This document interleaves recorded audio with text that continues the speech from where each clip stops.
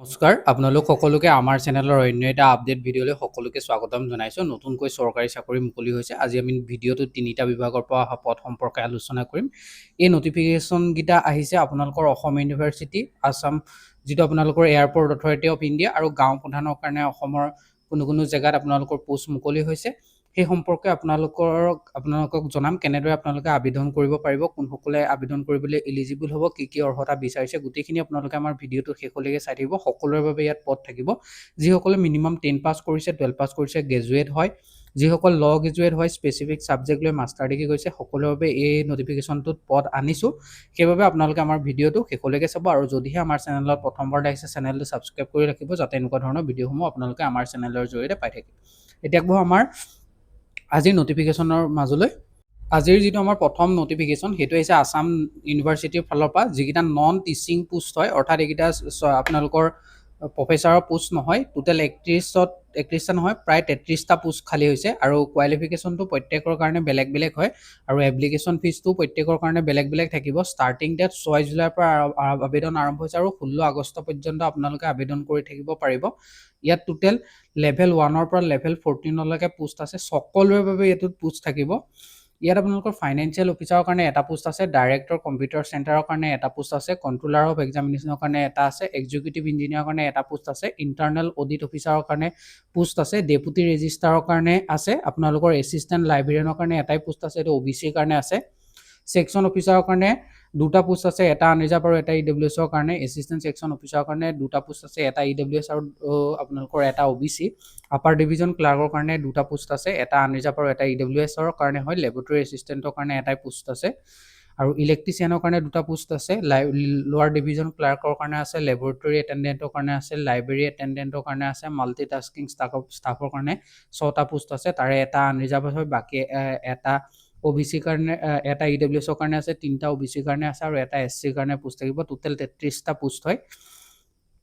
Education qualification যদি চাবলৈ যায়, বহুতকেইটা পোষ্টত বহুত হাই হয়, কিন্তু কেইটামান পোষ্টত আপোনালোকৰ বহুত কম হয়। আপোনালোকে আবেদন কৰিবলৈ এলিজিবল হ'ব। ফাইনেন্স অফিচাৰ গ্ৰুপ 1ৰ কাৰণে আপোনালোকৰ মাষ্টাৰ ডিগ্ৰী বিচাৰিছে, লগত আপোনালোকৰ 55% মাৰ্ক লাগিব আৰু আপোনালোকৰ এটলিষ্ট 15 ইয়াৰ্ছ ৱৰ্কিং এক্সপিৰিয়েঞ্চ বিচাৰিছে। ডাইৰেক্টৰ কম্পিউটাৰ চেণ্টাৰৰ কাৰণে 57 ইয়াৰ্ছ হয়। ইয়াতো PhD ডিগ্ৰী বিচাৰিছে কম্পিউটাৰ চায়েন্স বা তেনেকুৱা ৰিলেটেড বিষয়ত। আৰু ইয়াত আপোনালোকৰ আছে কণ্ট্ৰলাৰ অফ এক্সামিনেশ্যন গ্ৰুপ এৰ কাৰণে master degree with at least 55% mark লৈ পাছ আউট হ'ব লাগিব, 15 বছৰ ৱৰ্কিং এক্সপিৰিয়েঞ্চ বিচাৰিছে। এক্সিকিউটিভ ইঞ্জিনিয়াৰৰ কাৰণে আপোনালোকৰ first class bachelor degree in civil engineering বিচাৰিছে, বয়স 45 ইয়াৰ্ছ হায়েষ্ট।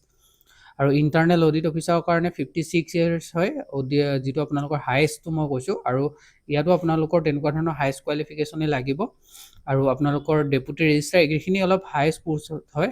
এছিষ্টেণ্ট লাইব্ৰেৰিয়ানৰ কাৰণে আপোনালোকৰ গ্ৰুপ এৰ পোষ্ট হয়, যিটো master degree with library science কৰা হ'ব লাগিব, ইনফৰমেশ্যন চায়েন্স কৰা হ'ব লাগিব, তেতিয়া আপোনালোকে আবেদন কৰিব পাৰিব। ছেকশ্যন অফিচাৰৰ কাৰণে আপোনালোকৰ 35 বছৰ হায়েষ্ট হয়, বেচেলৰ ডিগ্ৰী কৰাৰ লগতে আপোনালোকে এনি 3 ইয়াৰ্ছ যদি আপোনালোকৰ ৱৰ্কিং এক্সপিৰিয়েঞ্চ আছে তেতিয়া আপোনালোকৰ ভাল। আৰু এছিষ্টেণ্ট ছেকশ্যন অফিচাৰৰ কাৰণে 35 বছৰ বিচাৰিছে, বেচেলৰ ডিগ্ৰী কৰাসকলে আবেদন কৰিব পাৰিব, অৰ্থাৎ যিসকল গ্ৰেজুৱেট হয় তেওঁলোকে পাৰিব। আপাৰ ডিভিজন ক্লাৰ্কৰ কাৰণে 32 বছৰ আৰু বেচেলৰ ডিগ্ৰী কৰাসকলে আবেদন কৰিব পাৰিব।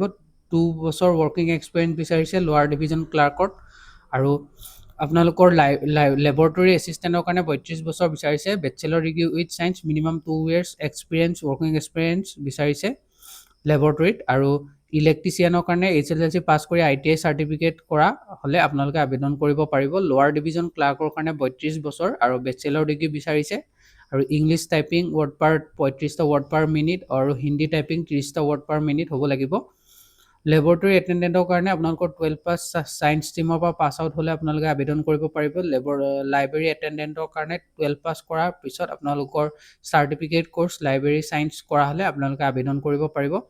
মাল্টিটাস্কিং ষ্টাফৰ কাৰণে আপোনালোকে যিসকলে 10 পাছ কৰিছে তেওঁলোকে আবেদন কৰিব পাৰে। আৰু যদিহে ইণ্ডাষ্ট্ৰিয়েল ট্ৰেইনিং চাৰ্টিফিকেট আছে তেনেহ'লে খুবেই ভাল হয়, সেইখন ছাপৰ্টিং ডকুমেণ্ট হিচাপেও আপোনালোকৰ কামত আহিব।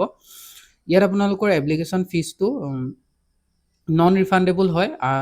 ইয়াত আপোনালোকৰ প্ৰত্যেকৰে কাৰণে এপ্লিকেশ্যন ফিজটো অলপ বেলেগ ধৰণৰ হয়। আপোনালোকে সেইবাবে এবাৰ আমাৰ অফিচিয়েল যিটো আমাৰ হোৱাটছআপ চেনেল আছে তাত ভিজিট কৰিব, মই গোটেইটো স্ক্ৰীনশ্বট মাৰি দি দিম।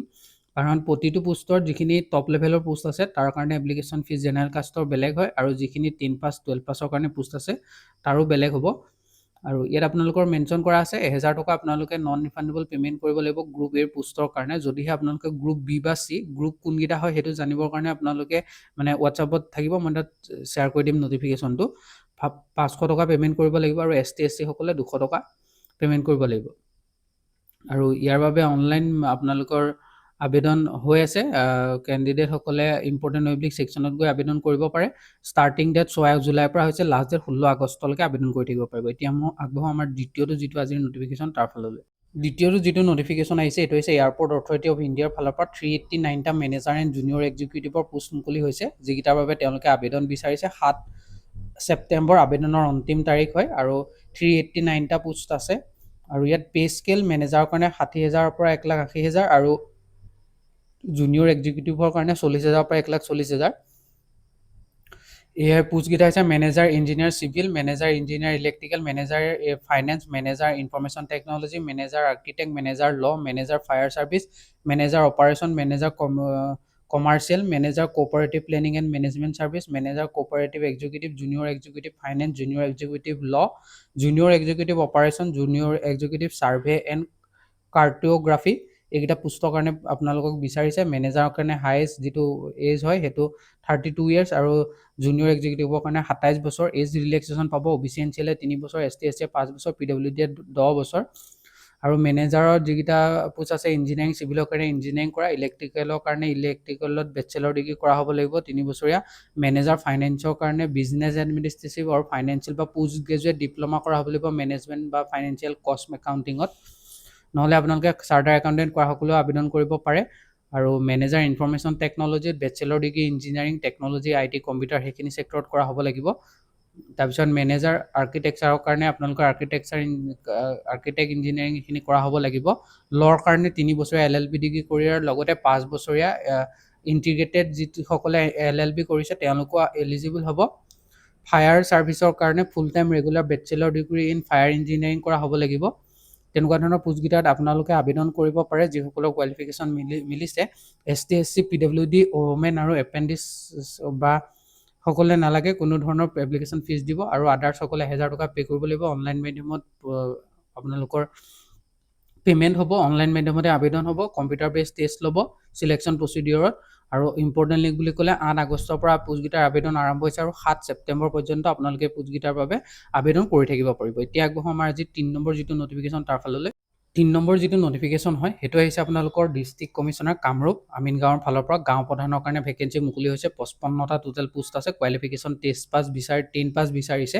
এপ্লিকেশ্যন ফিজ নাই। 20 জুলাইৰ পৰা আবেদন আৰম্ভ হৈছে আৰু 20 আগষ্ট পৰ্যন্ত আপোনালোকে আবেদন কৰি থাকিব পাৰিব। আৰু 55টা টোটেল পোষ্ট আছে আৰু পে'মেণ্ট স্কেলটো আপোনালোকৰ 14,000 টকা বেছিক পে' থাকিব। আৰু ৰেভিনিউ চাৰ্কলকেইটা আপোনালোকে চাব পাৰে। নৰ্থ গুৱাহাটী, কমলাপুৰ, তাৰপিছত ৰঙিয়া, কায়ান, হাজো, বকো, পলাশবাৰী, চান্দমাৰী এইকেইটা আপোনালোকে এবাৰ চাই ল'ব। ইয়াত পোষ্ট আছে এইকেইটা জেগাত। আৰু ইয়াৰ অফিচিয়েল নটিফিকেশ্যনটো মই আপোনাৰ হোৱাটছআপ চেনেলত শ্বেয়াৰ কৰি দিম, তাত জইন হৈ লাগিব। এজ লিমিটটো মিনিমাম 30 বছৰ হ'ব লাগিব আৰু নেশ্যনেলিটি ইণ্ডিয়াৰ চিটিজেন হ'ব লাগিব। প্ৰপাৰ্টি যিটো আপোনালোকৰ যিখন গাঁও প্ৰধান হ'বলৈ আপোনালোকে আবেদন কৰিব সেই গাঁওখনত আপোনালোকৰ প্ৰপাৰ্টি থাকিব লাগিব। চিলড্ৰেন আপোনালোকৰ ল'ৰা ছোৱালী দুটাতকৈ বেছি থাকিলে আপোনালোকে আবেদন কৰিব নোৱাৰিব।